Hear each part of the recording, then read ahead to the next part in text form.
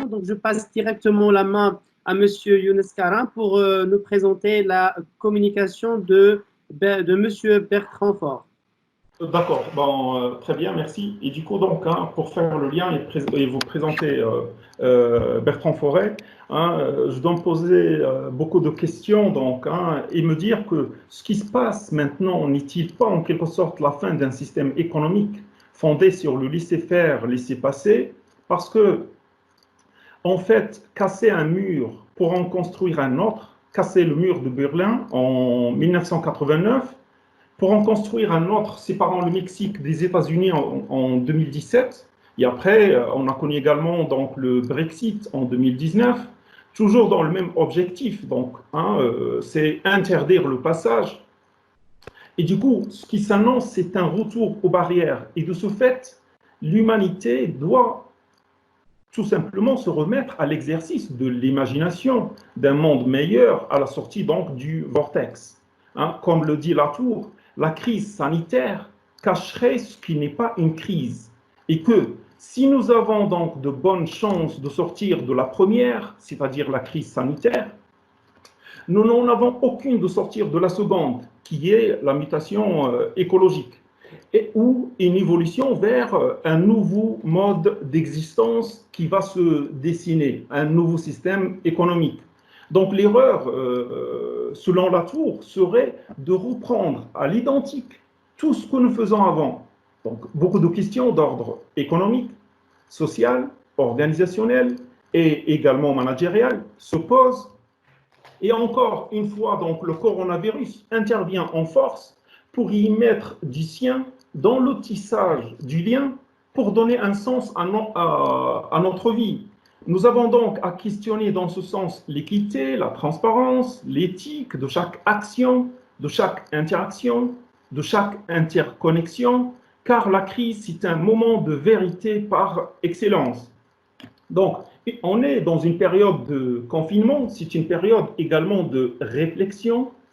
Et quand on est en crise, donc c'est une période de réflexion hors cadre, pour reprendre l'expression développée par Patrick Lagadec, une réflexion en profondeur sur le sort de l'humanité, sur notre sort, et qu'à l'évaluation par les chiffres, termes ou expressions chères à Bertrand Forêt, et aux indicateurs donc de performance, on doit en quelque sorte opposer un contre-inventaire.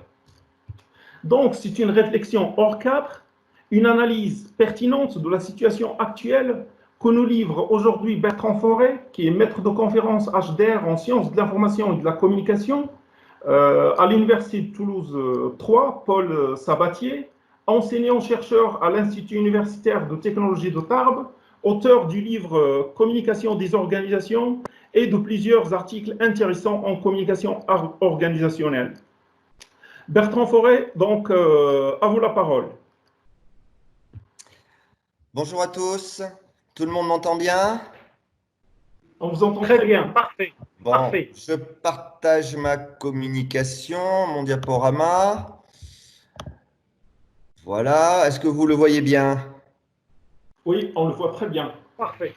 OK. Et pareil, on me voit dans le petit onglet à côté. Bon. Tout à fait. Eh bien, bonjour à tous. Merci beaucoup pour cette invitation. Ravi d'avoir l'occasion de te revoir, Younes. Juste une petite précision pour commencer. Moi, je suis prof de communication des organisations en général, et c'est donc à ce titre que je vais m'exprimer aujourd'hui sur la communication de crise, qui est une des spécialités de la communication.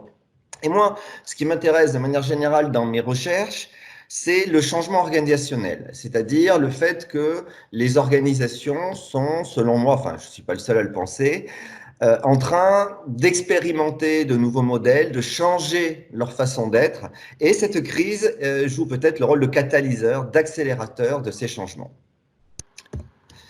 Alors, voici les questions que je vais essayer de traiter dans le cadre de cette conférence.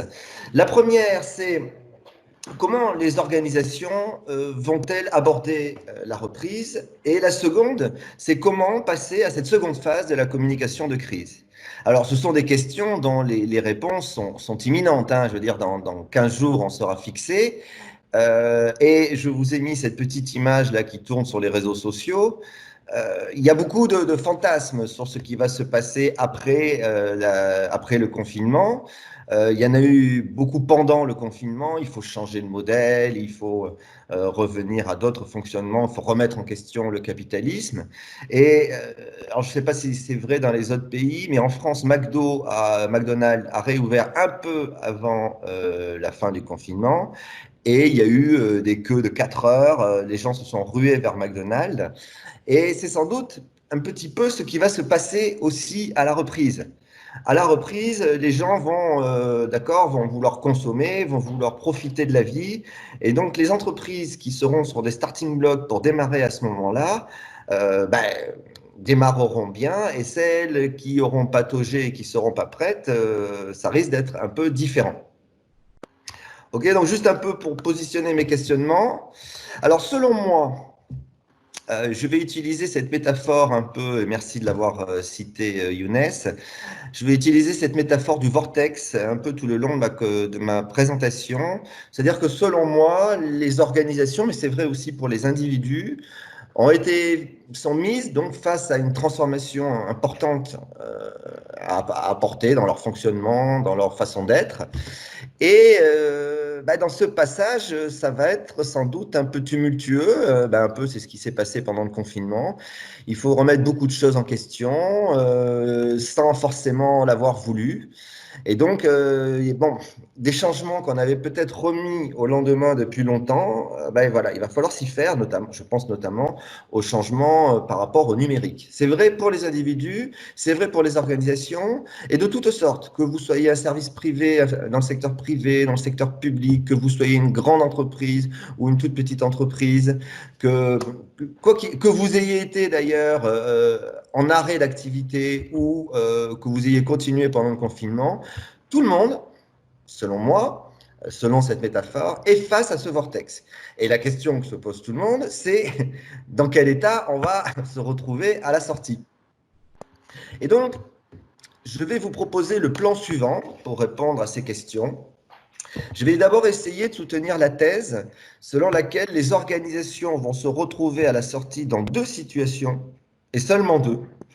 Soit elles vont sortir renforcées du vortex, elles auront bien résisté au tourbillon et à l'arrivée, elles seront toujours entières. Soit elles vont, entre guillemets, exploser en vol, se disloquer. Ce qui tenait déjà peut-être pas très bien avant va éclater pendant le passage dans le tourbillon.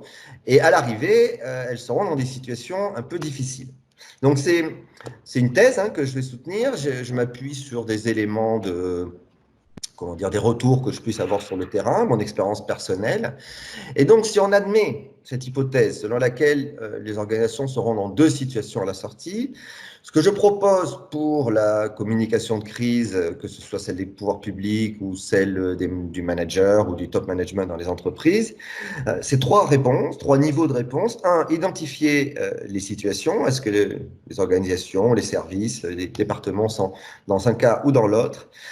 Ensuite, dans le cas 1, où elles sortent renforcées, ne surtout pas perdre les énergies.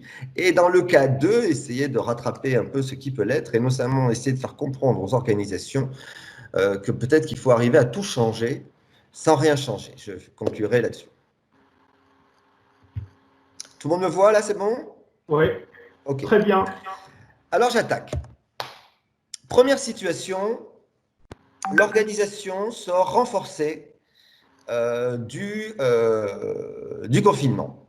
Alors, organisation, encore une fois, de tout type, toute taille, grande, petite, privée, publique, que ce soit du service ou de l'industriel, tout le monde est à peu près à la même enseigne. C'est d'ailleurs ça qui est intéressant avec ce confinement, les cartes sont rebattues. Et qu'est-ce qui s'est passé pendant le confinement dans le cas de ces organisations? Eh bien, c'est qu'elles ont fait des expérimentations. Elles ont tenté des trucs qu'elles ne savaient pas faire avant. Elles ont pataugé, elles se sont trompées, et puis finalement, elles sont quand même arrivées à faire quelque chose de nouveau. Et elles ont essayé aussi d'atteindre le consensus dans ce qu'elles essayaient de faire le tour chaque fois. Donc les organisations qui sont dans cette configuration ont passé beaucoup de temps en visio, et sans doute encore plus de temps en chat privé à côté des visios. Tout ça pour arriver à rester d'accord, à ce que le tout tienne ensemble pendant le confinement.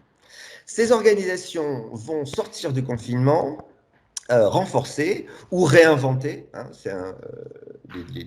les deux configurations sont possibles, avec deux caractéristiques. Une première, une montée en compétences. Elles auront donc appris des choses, elles se sentiront plus fortes, avec des perspectives, et elles seront montées en réseau aussi. Elles auront soit noué de nouveaux contacts, soit réactivé des vieux contacts, et donc tout ça fait qu'elles sortent voilà, renforcées, avec donc un sentiment de confiance. Donc quand j'interroge un peu les chefs d'entreprise ou les gens qui travaillent dans tout type d'organisation, il y en a certains qui arrivent, bon, ben, on est en confiance, et d'autres, c'est plus tendu. Alors, passons aux autres. L'organisation disloquée. L'organisation disloquée, c'est une organisation qui avait des dysfonctionnements antérieurs qui étaient un peu hors radar des indicateurs de performance. C'est-à-dire que, bon, elles remplissaient leurs délais, le produit était de qualité, mais il y avait des conflits, des procédures trop longues ou pas forcément respectées, enfin des choses qui n'étaient pas dans les radars de la direction. Et qu'est-ce qui s'est passé pendant le confinement? Eh bien, exactement l'inverse des organisations qui sont renforcées, c'est qu'au contraire, les liens se sont distendus. Il y a eu des réunions qui ont été reportées, on a essayé de prendre de l'avance sur les décisions du gouvernement, et puis il a fallu défaire ce qu'on avait fait quand finalement la décision n'a pas été ce qu'on attendait, ce à quoi on s'attendait. Il y a eu une forme d'attentisme aussi de la part des managers ou de la ligne hiérarchique, et il y a eu une autocensure de la part des membres de l'organisation sur des critiques qu'ils auraient pu émettre, mais bon, comme c'est la crise, on garde les critiques pour soi, et tout ça risque d'éclater au grand jour à la sortie. C'est-à-dire que des choses qui ne marchaient pas avant mais qui étaient marginales vont devenir des dysfonctionnements majeurs et vont apparaître comme tels à la sortie de la crise, enfin à la sortie du confinement, avec des défections en cascade, non seulement chez les clients, mais aussi chez les salariés, chez les partenaires, surtout si le démarrage se fait de manière un peu chaotique, où il y a des produits qui ne sont pas livrés, on ne répond pas dans les temps aux clients. Et donc, qu'est-ce qui va se passer? Ils vont aller voir ailleurs. Et les salariés, pareil, il y a peut-être déjà dans les entreprises qui sont dans ce cas-là, des salariés qui sont déjà en train de réfléchir à partir. Moi, je ne me vois plus dans le petit cadran. C'est bon? Si, on vous voit. Ok. Si. Alors, d'accord, un vortex qui met les organisations à la sortie dans deux configurations. C'est une hypothèse, encore une fois, hein. Soit elles sortent renforcées, soit elles ont explosé en vol et elles ne le savent pas forcément encore, puisqu'on n'est pas encore à la sortie, mais ça risque d'éclater au grand jour. Alors, trois réponses face à ça. La première réponse, c'est d'identifier les cas. Alors, je vous ai mis, je suis désolé, là, si l'image de gauche n'est pas complète, c'est des images qu'on m'a envoyées quand je faisais ma petite enquête avant la conférence, et les personnes ne m'ont pas forcément envoyé l'image complète. Il s'agit donc de Moed Altrat, qui est un chef d'entreprise milliardaire à Montpellier, qui était candidat à la mairie de Montpellier. Et ce qui est intéressant, c'est qu'il est chef d'entreprise et qu'il est aussi président d'un club de foot.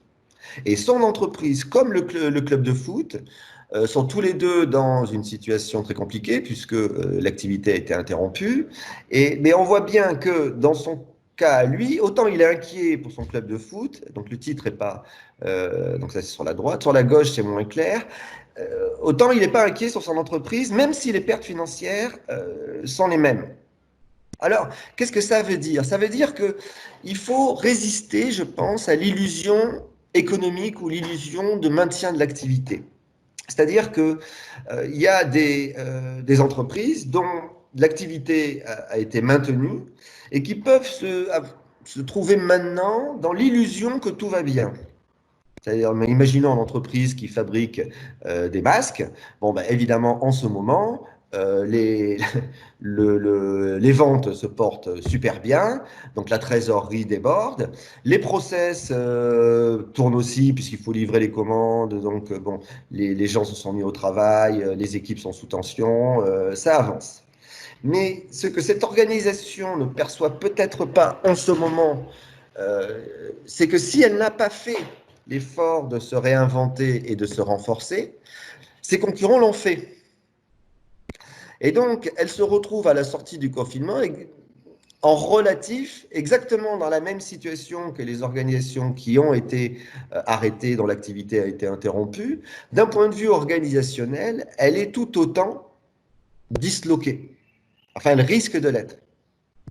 Et donc, voilà, premier, éviter cette illusion économique, et il peut y avoir la même illusion au niveau managérial. C'est-à-dire qu'on peut avoir l'impression que tout tourne, que les équipes vont bien, que à la limite, moi j'ai eu des retours de managers qui me disent mais ça n'a jamais aussi bien fonctionné, tout le monde m'écoute, quand je dis quelque chose, ça obéit au doigt et à l'œil, ça devrait être tout le temps comme ça. Et je pense que si les gens obéissent au doigt et à l'œil en ce moment, c'est tout simplement parce que le contexte est ce qu'il est. Mais à la sortie du confinement, peut-être que des choses qui ont été gardées sous le coude, des choses qui n'ont pas été dites, vont ressortir. Ou surtout si on est dans la configuration où ça s'est disloqué pendant le confinement.